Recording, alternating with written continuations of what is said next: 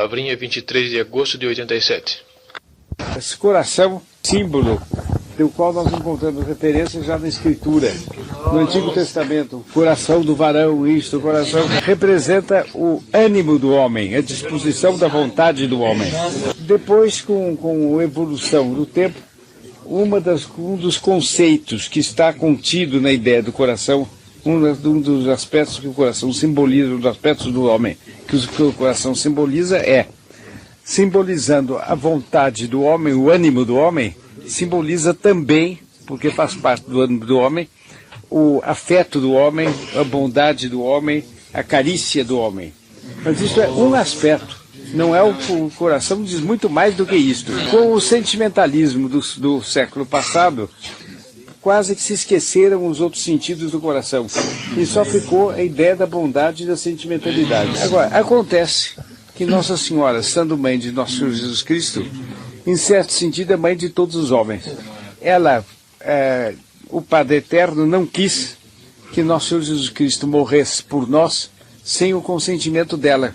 Que ela sendo mãe dele, o Padre Eterno quis que ela consentisse, concordasse, de tal maneira que se ela não concordasse, não haveria a redenção do gênero humano.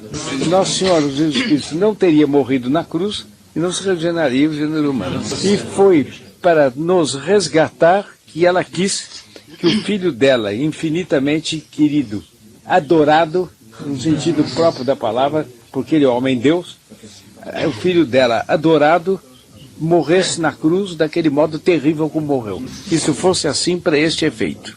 Bom, e por causa disso ela é chamada corredentora do gênero humano. Quer dizer, Nosso Senhor Jesus Cristo é o Redentor, porque ele que morreu. Mas ela é corredentora, quer dizer, o sacrifício tremendo que ela fez, dando seu filho, esse sacrifício foi juntado aos méritos de Cristo para nos resgatar. Mas então a conclusão é que ela sacrificou, ela consentiu na morte de Cristo, filho dela, e consentiu por amor a nós. E por causa disso nós nascemos para a vida da graça. Nós não teríamos tido a vida da graça se não fosse isso. E por causa disso ela é mãe dos homens. Mas é mãe não por uma figura literária, não por uma figura de ficção, etc. Mas realmente a vida sobrenatural da graça vive em nós pelo sacrifício dela. Isso é uma coisa altíssima, é uma coisa elevadíssima. Ela é verdadeiramente nossa mãe, porque é mãe de Jesus Cristo.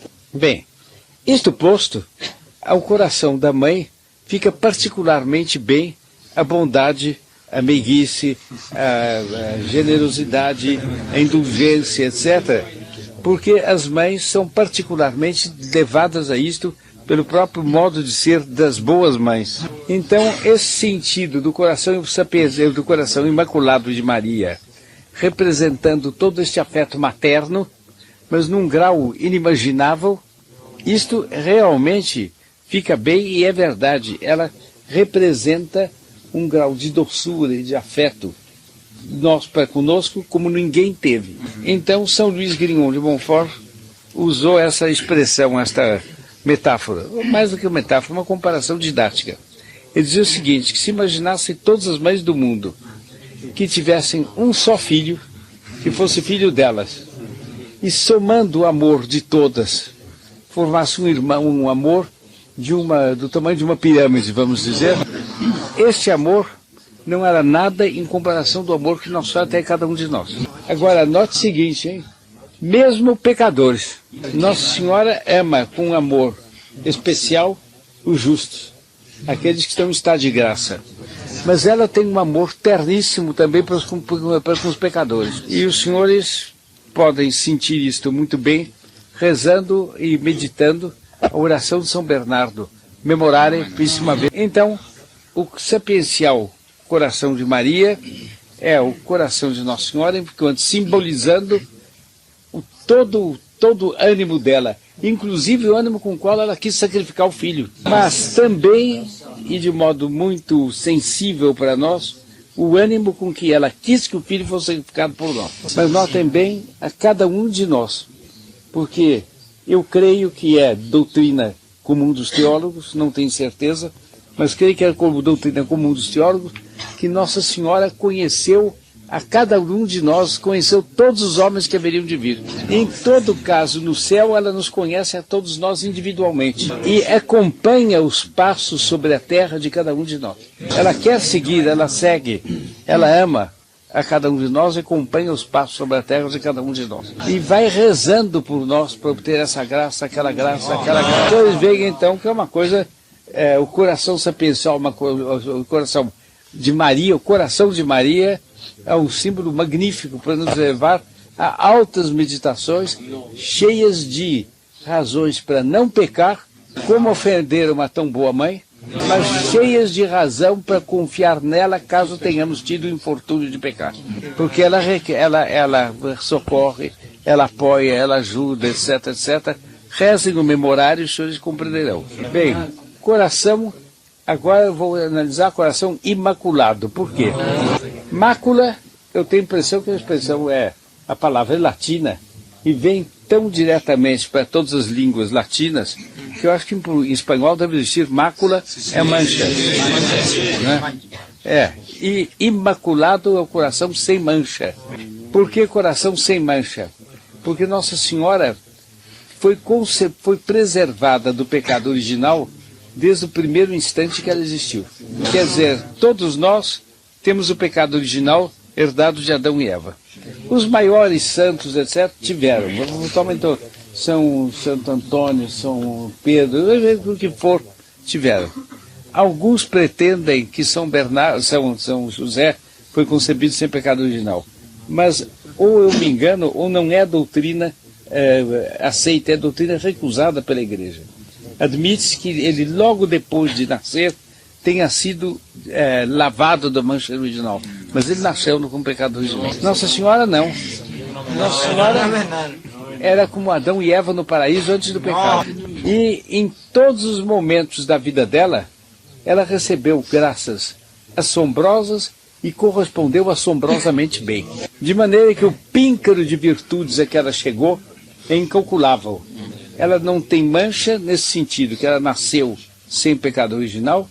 Ela não tem mancha de nenhuma infidelidade posterior, nenhuma perfeição posterior.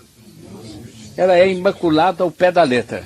Depois, são dois conceitos que têm uma relação evidente, é a virgindade e o ser imaculado.